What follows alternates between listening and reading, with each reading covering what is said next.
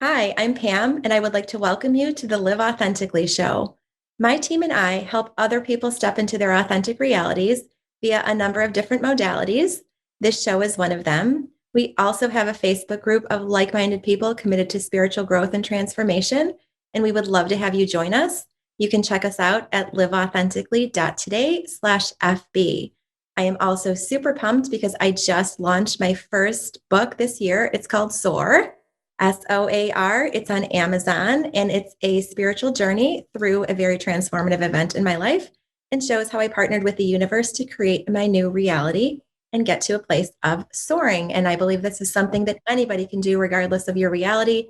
You can completely redesign your life and get to a place of soaring. So check it out next time you're on Amazon. And I am super excited to have with us on our show today, Jean Walters. Hi, Jean. Hi. I'm so happy to have you here. Super excited to hear about your story and all about Akashic records. This is something I don't know much about, and I would love to learn more.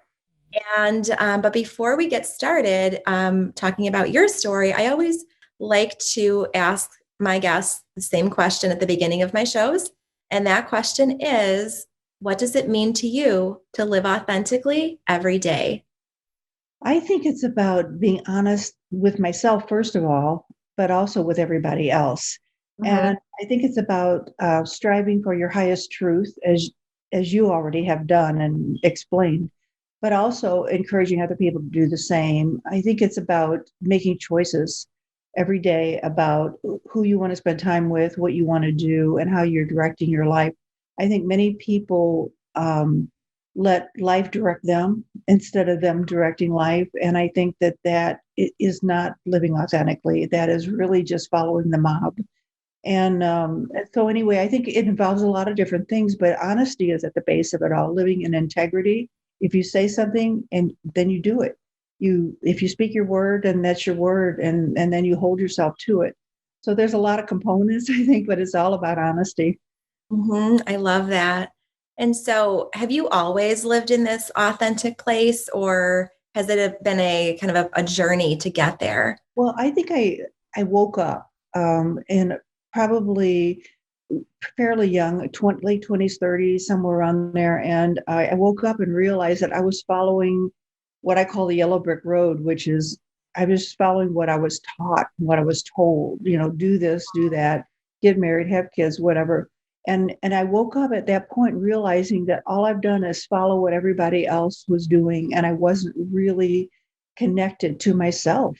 And so that was the beginning of my journey. And I that's when I started studying spirituality, metaphysics, and really understanding what it's all about, what we're made of, how it works, what the system is, what is the universal system, and how do we manage ourselves in that. So that was my beginning. That was sort of like my want to say my birth. That's Mhm. when my life actually began. So that was a long time ago, by the way. Anyway, so that was, I would say, that was when I learned about authenticity, about really connecting to yourself.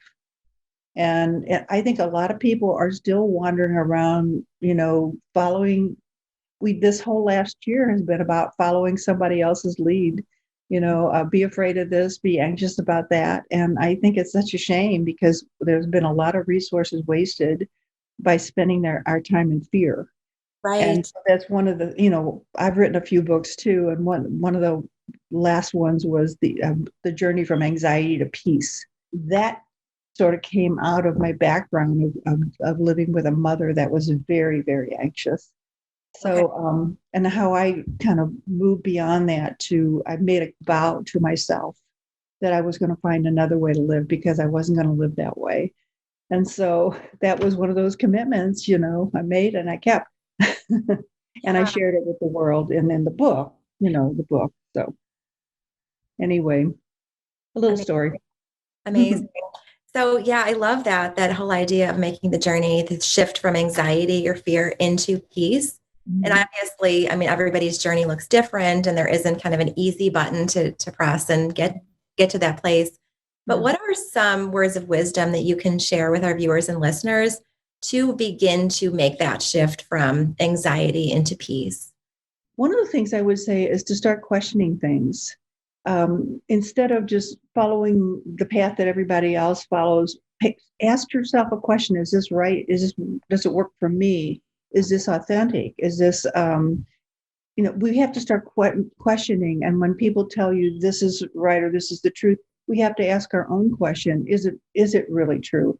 And then Mhm. we have to begin our own investigation. And I mean that we go inside, we meditate, we learn how to be quiet, we learn how to be with ourselves, because a lot of people don't know how to be alone. And I think it really keeps them from growing, because there's a place within that is so powerful, and you know that because you wrote a book called Soar. And so we have that ability to connect with our inner self. I call it our higher self, our space of stillness, and that's where we can get our answers, and that's when we can find our own path. And it takes courage, because we're kind of breaking away from the mob, the tribe, as it were. And we find our own path that way. But there's nothing more exalting than that also. Right, right. Thank So you. spending some time learning how to be quiet is a really big effort to finding your true self.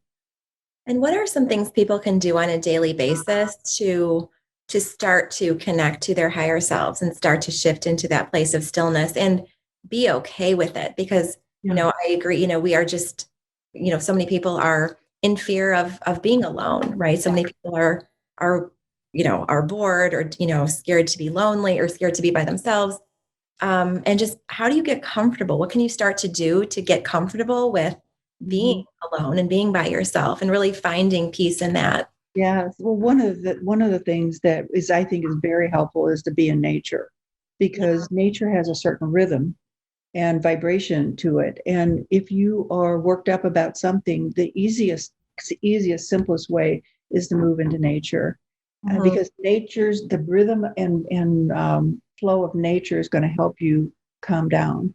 And then but secondly, when you're at the place that you can begin this, spend some time in meditation. And many people just start with recordings where they just jump into recorded meditations, not medication. And then, and that's a beginning, but then you want to get to the point where you can sit still and be quiet, and your ego voice, as I call it, the chatter, is no longer bothering you. But it takes time and it takes discipline to do that. I think it's important to pay attention to what we're watching on TV and what we're listening to on the radio and so forth, because and what movies we're watching, because there's an energy to each one of those. And if we're watching all the things on TV that are scary, and that means the news, Mhm. if we're spending too much time in front of that, we're going to have anxiety attacks. And Yeah. it's it's where you put your mind. Because I was talking to someone just earlier, and she's getting a new job. She starts Monday, and I said, "How exciting!" And she said, "It's so scary." And I said, "Well, can you convert that to excitement? Because you have a new job, new life, new beginning. It's January. Everything is new. Um, can you find a way to direct your mind into all the possibilities of how it could be wonderful?" Mhm. Because that will change your fear of, what if they don't like me? What if I can't do it? To the possibility of, this can be an exciting new start. And I know that she's talented and brilliant and capable. And so it's up to her to take this mind that we have and put it where we want it to be. I Yeah. choose peace. I say that a lot. I choose peace. I choose peace. And I think that that's something we have to train ourselves to do, because we can listen to too much of the scary stuff. And, it's been proven that most of our fears will never happen. Probably 90+% of will never happen. And so to spend your time invested in an energy that's going to keep you upset does not make sense, when we could take our mind and go, it's cold out today, but I'm going to take a little walk anyway, and I'm going to enjoy just fresh air. That could be just 5 minutes, 10 minutes, and it'll shift your whole mind. Right. And it's all about moving from the unconscious way of living into conscious, right? Making these conscious choices. That's what Absolutely. life is. It's just a steady stream of opportunities to make a choice, right? Do we make a choice that keeps us in contraction mode, keeps us disconnected from our higher selves? Yeah. or do we make a choice that moves us into expansion mode? Like, you said, how do I choose peace, right? So that's a conscious decision. It's Yeah. easy to get pulled down into the lower vibrational emotions, such as Mhm. fear or doubt or guilt or Yeah. shame or blame. And that's generally where the masses kind of hang out. I mean, there's a lot of misery stacking going on, and Yes. negativity and all of that. And just there's a contagious element to that too. But the positive things, the higher vibrational things, gain momentum in much the same way, right? Mhm. So we have to first choose to replace, to move from fear into peace, or move from those lower vibrational emotions into higher vibrational emotions, such as peace Exactly. and love and, in truth and connection and all of those, joy, all of those higher vibrational emotions. Yeah. That's a choice. We have Mhm. to consciously make that choice. And sometimes that's not very easy, right? But when we start to tune into how we feel, then the choices become a little bit more natural and more organic. So I'd love to hear you talk about tapping into how you feel, because I know that's such a Mhm. big piece of the journey. Yes. Really getting in touch with your intuition and how you feel spiritually, mentally, emotionally, and physically. Yeah. Well, that's wonderful, actually, what you said. And I love the idea that when you said fear, it's constrictive and love is expansive. I mean, it's Yeah. that's so what do we need to do to move into expansive energy? Appreciation, gratitude, joy. Just we can send love notes to people. We can send one to ourselves. To get into feeling is it can be as simple as just stopping, moving from your head to your heart. Mm-hmm. And because the heart is your highest intelligence. And when you move into your heart, you will feel a completely different array of energy than you do in your head. We have grown up in a fear-based world, and so everything is like gloom and doom, or take this medicine because you might have an ache in your knee or something, and then we take the medicine and it destroys the liver or whatever. So we have this crazy system, and we have to keep questioning it. But when you go to your heart and say, is this really right for me? You might get a different answer. So learning how to feel heart energy, and we might think heart energy is love, and it is, but it's so much more than that. Moving into your heart will connect you to your intuition. But the other thing is, when you meditate, when you spend quiet time with yourself and just go in to your inner space, you are developing your intuition, and your intuition is never wrong. Put me on record, never wrong. Agree. And it's connecting you to feelings. And pretty soon you're able to discern what is a high feeling, what is coming from a higher place, and what is just a feeling of, oh my gosh, exasperation or impatience or guilt or any of those things, because those are more mind oriented than they are feeling oriented. The feeling follows the mind, but what we want to do is move into our deepest feeling of joy, love, connection, and then operate our life from there. And Mhm. that just it takes discipline, really. It takes discipline and paying attention to where am I putting my focus right now? Right. Yeah. It is a And practice. Yeah, it is absolutely a practice of yeah, training the mind, right? It's training the mind to, yeah. run your thoughts through the filter of, does this serve me, right? Does this move me forward? Does this keep me in expansion mode? And Mhm. if not, replace it with a different thought. And That's I right. realize that it may not always be that straightforward. I mean, it may be difficult to do that.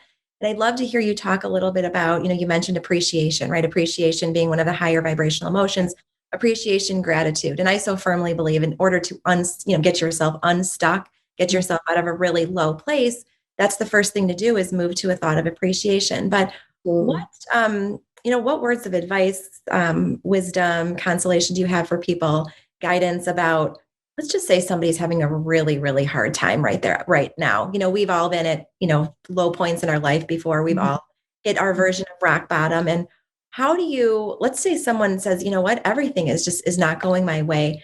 How Mhm. can you help them choose a thought of appreciation, or shift into that mindset of appreciation? Well, there could be multi levels to that, but I want to say this, that when what you said was everything's not going my way, and what if my way is not the way? And so sometimes we have to drop the idea that I'm in control of everything and it's supposed to go the way I want it to go. Because I think the universe has many, many blessings for us and opportunities to grow way beyond our own little picture of things. And so what I do is I help people say, well, tell me what the blessing is in it going this way rather than that way. What is the blessing? How can you look at this and recognize the opportunity that's being offered to you right now? And usually, with some guidance, I can help them find that way. But the second thing is that when you are in gratitude, you cannot be in fear. Mm-hmm. So your mind can only be in love or fear, and gratitude is part of love. So if you're in gratitude, you can't be in fear. So a gal called me and she was just in a panic attack. She said, I'm just so afraid. I'm so afraid. Tell me something to do. Well, I was with a bunch of people at the time. I said, well, I can just tell you this one thing. Start being grateful for everything, your house, your family, everything. And then your mind cannot hold on to the fear any longer. Right. So I love that because it's a quick shift, but at the same time, we can't think straight when we're in fear. We're illogical. We don't make sense. And Mm-hmm. so, the false evidence appearing real, that's fear. We're living in an illusion. And so to do something quickly to shift ourselves in gratitude is the greatest way to do it. It's phenomenal.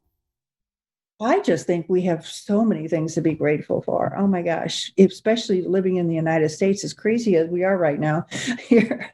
We live good lives. We live really good lives. Really do. But I think that sometimes it's easy to lose sight of that perspective, right? Yeah. The perspective of where we fall relative to everything else. And it is important to just stop every once in a while and look around and sit in stillness and really be grateful and shift into appreciation. And that moves us into this place of living mindfully, right? Just really absorbing the joy and the amazingness of every single moment in front of us. I like to think about the idea of a baby. When a baby first comes into the world, they're just like, oh, wow. Whoa, everything's sort of awe-inspiring because they might look at their hand and go, whoa, I don't know, but that's great. Go back to the wonderment of baby and realize that was a blank slate. We didn't have any programming in there. And so what we want to do is start looking at the programming we've accepted and try to go back into that sense of awe and wonderment. Because then everything's kind of exciting, open and magical. And we begin to learn to look at things differently than how we were taught, by our teachers, by the television, by, all kinds of things. And so we really need to rearrange a few things to get back into a state of peace. Yeah, for sure. Babies are peaceful unless they're taught otherwise. Yeah. True. That's why Jesus said, walk into the kingdom as a child, because they're wide open and just ready to receive whatever. Mm-hmm. And what a great state of mind that would be. Right. To be in that allowing mode, that mode of allowing, just allowing to whatever is in your highest good to come your way. Yeah. And kind of release that my way mentality, right? Because that's control, and control is fear-based. So moving into that place of trust and faith and surrender. And life is so much sweeter when we just show up. I mean, our job is pretty simple, right? Our job is pretty simple. We just need to show up with, an open mind, open heart, and willing to learn and grow, have some fun along the way. And then life becomes a lot more simple. Yeah. Well, one of my clients told me a long time ago, he said he contracted an illness. And he said to me, that was the best thing that ever happened to me. And why is that? And he said, well, I really looked at my life and decided I've always wanted to be a clown. And so he said, I decided to be a clown. So he got the clown costume and makeup, and then he went to these little events and was a clown. And he said, I was so happy. And he would have ignored that. He would have ignored that desire to just clown. And I thought that was pretty awesome. So it was illness that brought him that awareness, that helped him to start asking those kind of questions and helped him move into a different kind of life modality. Yeah, love that. And we all have those. It happens a lot. Mm-hmm. Yeah, I and we think, all have those hard awakening catalysts of different magnitudes, right? And they're an opportunity. They're an opportunity for us to pause and say, you know what, do I want to go back to that same path that I was on, or do I want to choose a new path? Do I yeah, want to let go of the things that are holding me back and keeping me out of authenticity, such as fear and doubt and judgment, right? You know, with those thoughts that keep us stifled, and step into our authentic realities, which is where yeah, we really start to become untethered and yeah. empowered and liberated and unstoppable. Mhm. And then when we start down that path, there's just some momentum that just cannot be experienced through Yeah, the yeah, egoic reality. that's right. That's right. Yeah, and it's fun. Besides all that, it's fun. Right. Yeah, it is. It is. So I would love to next dive into more what you do with Akashic records. This is something I don't know much about, and I'm super curious about it. So I would love to. We can do just kind of an Akashic records 101, just kind of what is it? Why are they important? How can they help us unlock our true selves, etc. So I'll just turn it over to you to talk about that. All right. Well, great. First of all, Akasha is a Sanskrit word, and Sanskrit is the oldest language there is, but Akasha means that element, that substance in which we live, breathe, and have our being. So we know that scientists tell us that we do live in this one field of energy called the quantum field. The Akasha is that field, and everything we've ever done or thought or acted on is recorded within that field. And so, if we're wanting to understand why I have a particular pattern, for instance, in my life, we might go back and into that quantum field or into the Akasha and ask that question, and then be something will show up. Sometimes it's a past life. Sometimes it's something that happened in this life that we misconstrued or that we made a story out of, and then we have the opportunity then to look at it differently and realize that we can change all that. So to me, the value of the Akashic records is to recognize what some of these energy patterns are that have been recorded, that you've recorded, and Mhm. then to use them as a way of changing where you are or where you want to be. So sometimes, like I said, sometimes it's a past life where maybe I mean, I've seen a few people who had some kind of abuse in a past life. And what it did, it gave them a consciousness of why they've accepted abuse in this lifetime, which Okay. helped them to change the way they go forward. So that's just a small example. But also, I think we all have sort of potentials and tendencies. I've been a teacher my entire life since I was really young. I had a twin sister, then I was always like, Jean, go teach Jane. She didn't get this lesson from school. And so I would sit down with her and I would come up with ways that I could point out what was going on. And I just was a little bit further ahead all the time. And so, but I see that as my teacher self was born early in life. And then I've just been teaching ever since.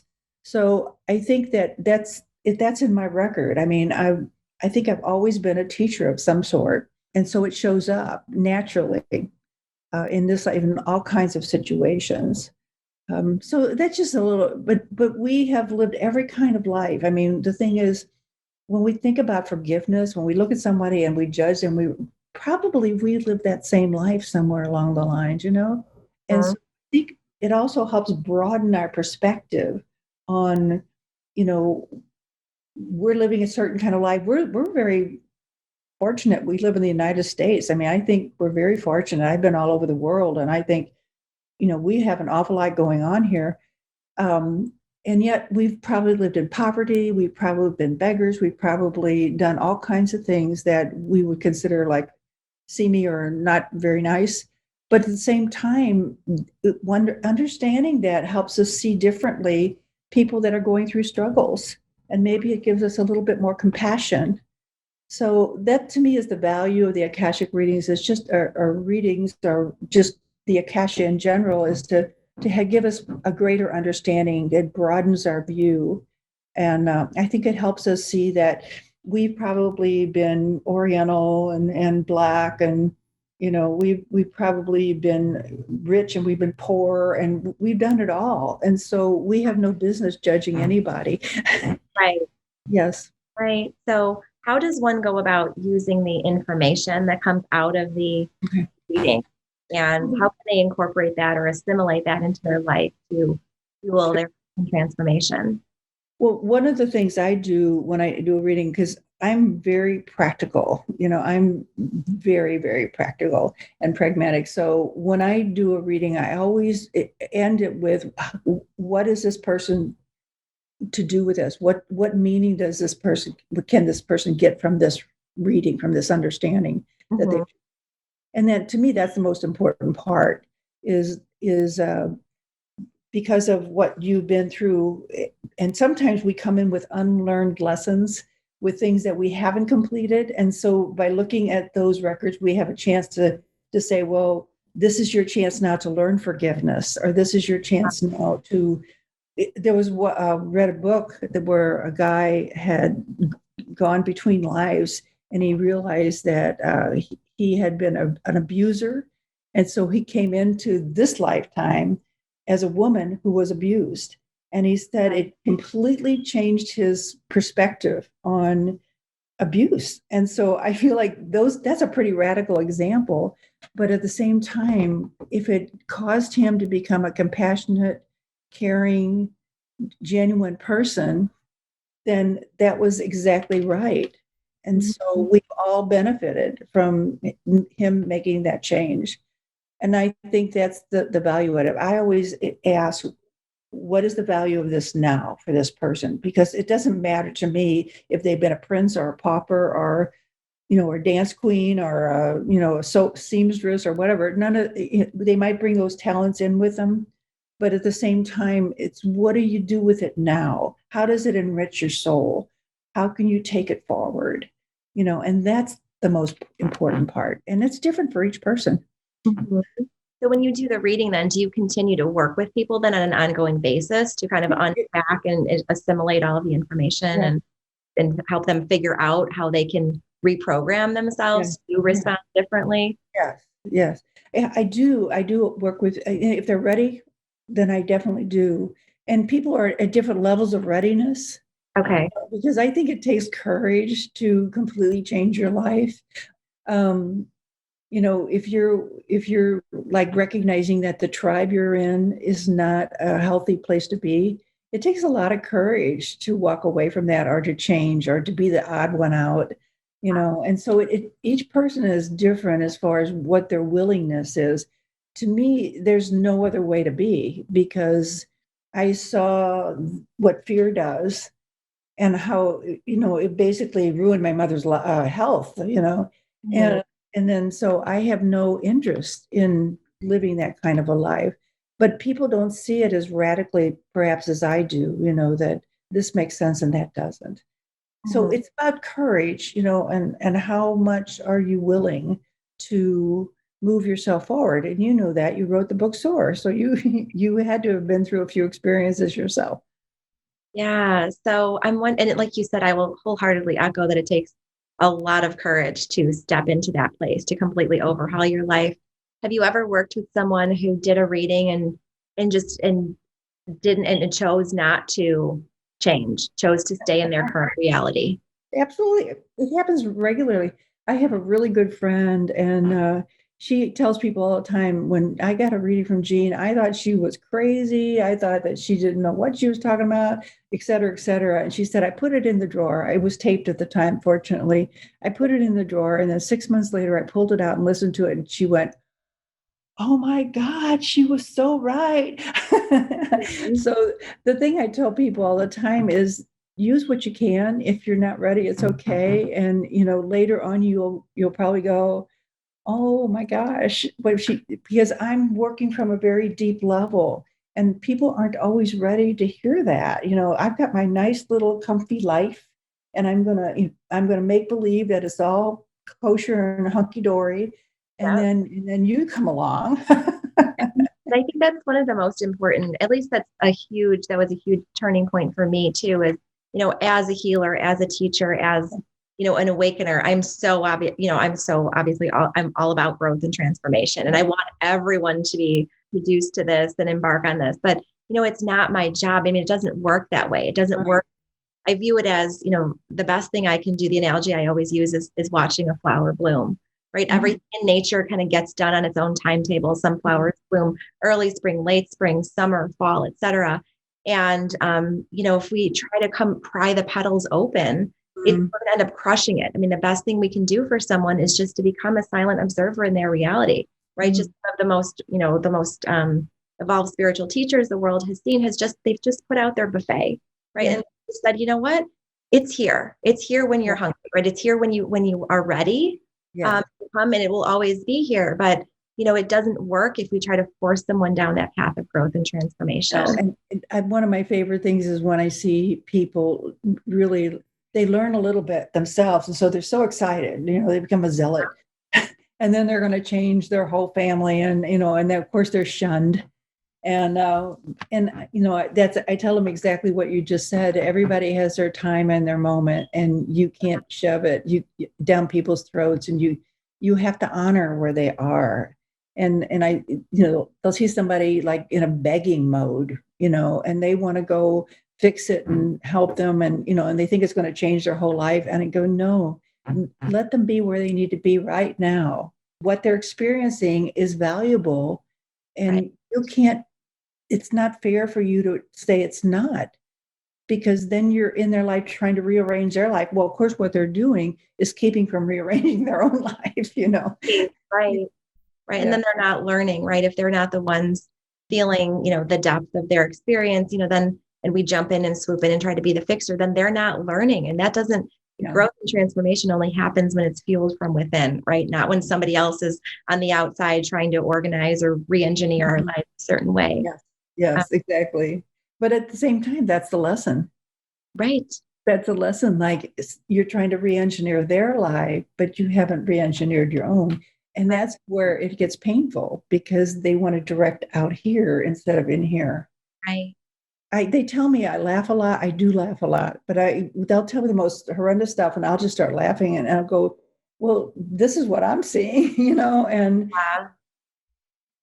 I can get them even through laughter and looking at the light side of things. I can oftentimes people will change. They go, I guess I am making it bigger than it is, or I guess I am that in the way of my own growth right now. So Yeah. sometimes we just have to learn to be light with it too. Like, Yeah. okay. I'm so glad that you said that. I'd love to talk about that for a little bit, just the importance of laughter, kind of keeping things light, because I think sometimes people have the belief, and I know I did at prior points in my evolution, that spirituality needs to be serious, right? It needs to be somber. It needs to be, just again, like super serious. But we can laugh, we Yeah. can learn to laugh, and we can bring, levity to it and lightness. And I'd love to hear you talk a little bit about the value of that, because I think Yeah. sometimes people feel like it's not appropriate to laugh at certain things, Oh, or they feel guilty that they should be taking things more seriously. And so I'd love to hear you talk about the value of laughter and humor. well, it is so important. One of my favorite things is somebody will be talking about their spouse, and he does this or she does this, whichever way it is, she does this and he does this. And I start laughing because they're doing the exact same thing that they're mad at their spouse for doing. And so I let it go on for a while, and then I start laughing, and I go, why are you laughing? I go, well, you just described yourself. And then they go, oh my gosh, it's true. So it's very funny. But I think that everything has a light side to it. I think yesterday there was some crazy stuff going on in Washington, and I thought, oh my gosh, if later we're going to think, what was I thinking? What was going on in my mind that I would think some trashing a government building was somehow helpful? So I think that we get dramatic and radical. And Mhm. then and everybody does it in their life sometime or other. And I think when you step back and go, what have I been doing? What is that about? We can start laughing. We have to, actually, we just have to. And so I think that's why comedians are in the world. So they give us a different slant on things, and then we start looking at things going, well, I did make a bigger deal out of that than I could have. Yeah. are the what again, even just looking at what was the value of being sick, or what was the value of this whole last year, 2020. Right. I'd say that we were sent to our rooms for a while, to look at our behavior and figure it out. So in a way, that's one way of looking at it, that we might even say God sent us to our room for a while so that we could review our behavior. But I think it was a time of getting into ourselves a little bit more, getting into that quiet space. And sometimes we can laugh at that and go, yeah, I was quarantined in my room for a little bit. And then it's all about, what did I learn from that and how did I grow from that? So then it's not so dastardly and like awful. Right. And it's about reframing, right? It's about finding the gift, right? Every experience, there's a hidden gift. We just have to find it. I guarantee it. There's a gift, I guarantee it. But it Yeah. takes work to look for it, right? It's easier to kind of stay in that negativity, but we can reframe any experience and Yeah. find the purpose. We can find the meaning. We can find the gift in it. Well, even with my mom, I use in the journey from anxiety to peace, I use the example of my mom. She was such a wreck growing up. She could worry about absolutely everything. And I would use to accuse her of making a hangnail into cancer. I mean, her imagination was vast, and she always came up with a negative connotation. But then I looked at that and went, how are you her? That's a great question. How are you her?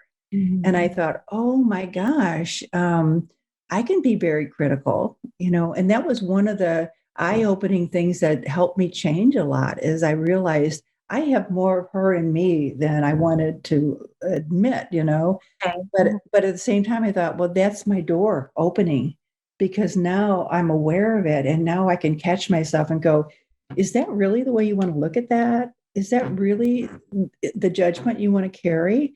And I just made a huge sweep in my life and my ego to make a choice that I had to come up with another method. And that's exactly what I did. But to me, that has so much value. And we can look back and go, girl, you just did the very same thing you criticized.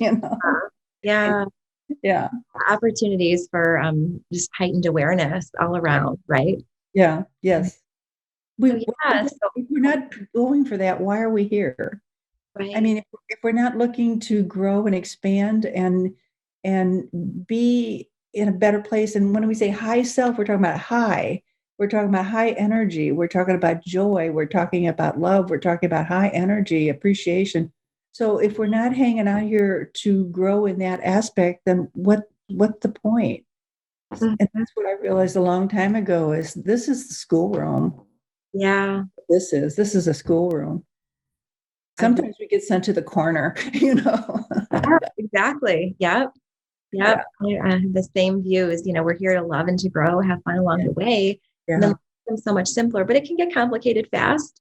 I mean, I've gotten wrapped up in that in various points in my life before. It just gets complicated, just trying to take care of everything. And sometimes we lose sight of yeah, what's really important and our values. And we have to re-anchor and recenter and reground. And we can do that by, again, sitting in stillness. Like we talked about, just sitting in stillness, being with ourselves, being okay with being alone, minimizing distractions, right? Unplugging from technology. yeah, All of that just plays a huge role in connection. But if we don't, then we stay stuck in that place of the ego and we keep looking for peace and happiness in kind of all the wrong places. yeah. You can't find it in the ego, but you Yeah. have to find it someplace else. But the other thing is, letting go is, sometimes when things get too overwhelming, we need to walk away. We Yeah. just walk away. We need to go to a movie. We need to just do something completely different. I always tell people, if you're sitting, get up. If you're walking, run. I mean, change something right then and let go, and let your mind take a break. Just take a Yeah. break. And then later you'll come back with freshness. Yeah. Yeah. That's great advice. Yeah. So yeah, so what's next for you? I know you do such amazing work with your clients. You're a published author. What's on tap for I just you? published this book in December. Oh wow, congratulations. Yeah, it's the Magic and Mystery of Dreams, the ultimate handbook in interpreting your day and night dreams and the symbols in your life. So Oh, in this book, it's not just about interpreting dreams, which I love. I love dreams because they're so right on. the beautiful thing about dreams is that they speak truth. They're absolutely truthful, and they never mince anything. And they are coming straight from your own psyche. So it's not anyone telling you, well, girl, you could have cleaned that up a little bit better. They're coming straight from you. And so the wisdom in your dreams is phenomenal. So in the book, I have how to work with your dreams, how to remember your dreams, and also how to look at your family as a dream, how to look at each person in your family and see which was the dominant person and what did they represent to you. And then why are you in this group, and what does that mean to you in your growth? So that's pretty cool. It's a really cool exercise. It's very eye-opening.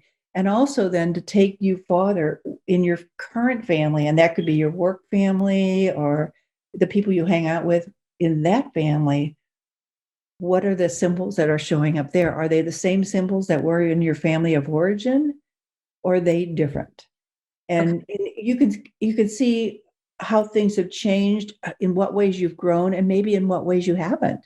You might have some of the same negative qualities showing up. Who knows? But at the same time, it gives us a little bit of a roadmap. And then also I get into archetypes in here because I think you said that you were a teacher and a healer. You said healer. And so you have an archetype like that. I do too.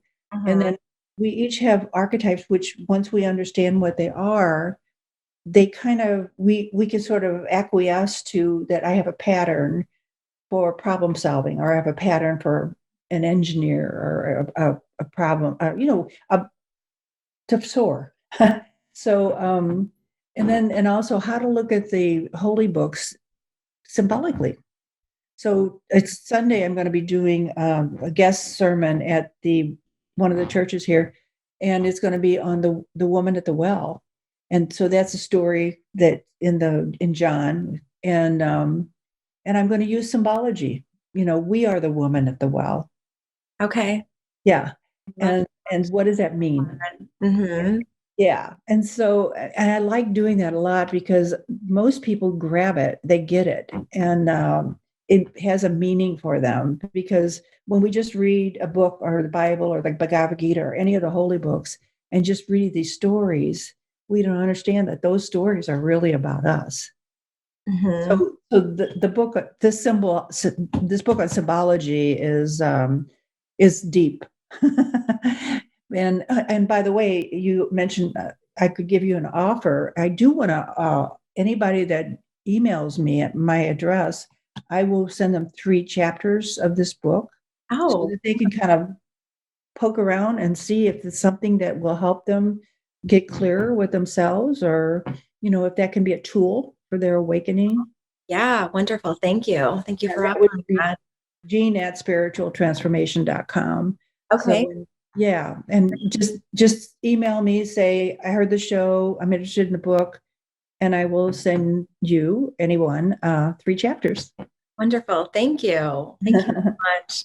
Yeah, we've had an opportunity to talk about such super deep topics here today, and I feel like I could talk about this stuff for hours, but want to respect your time. But before we wrap up here, do you have any words of wisdom that you would like to share about anything regarding spirituality or the work that you do to help people on their own journeys? Well, it's really important right now to be calm. I think it's super important that we make a commitment to ourselves to step back and learn to look at things a little bit more objectively. It's not life or death right now. It is a time for change. And I think that if we just allow ourselves to address that and let it be a joyful change, let it be, we're improving, we're moving forward. This time is about compassion. I think that because of all the things that have happened last year and are coming forward now, this is time to reach out and help people. And so it could be as simple as opening doors for someone, or buying them their drink, or their coffee, or just in any way checking on your neighbor. But this is a time to come from your heart and to be compassionate. So that's my parting words. I love that. So beautiful. Well, thank you so much for being here. I Thank so you. appreciate your time. Thank And you. to all of our viewers and listeners, I appreciate you being here as well. As you well know by now, I believe that time is a choice. And I am grateful that you've chosen to be here to listen to everything Jean has had to share with us today. So, yeah, I would love to have you check out our books and grab a copy for yourself. And also would love to have you join my Facebook group at liveauthentically.today/FB. So thanks, everyone, and have a wonderful day filled with love and light. Thank Bye. you.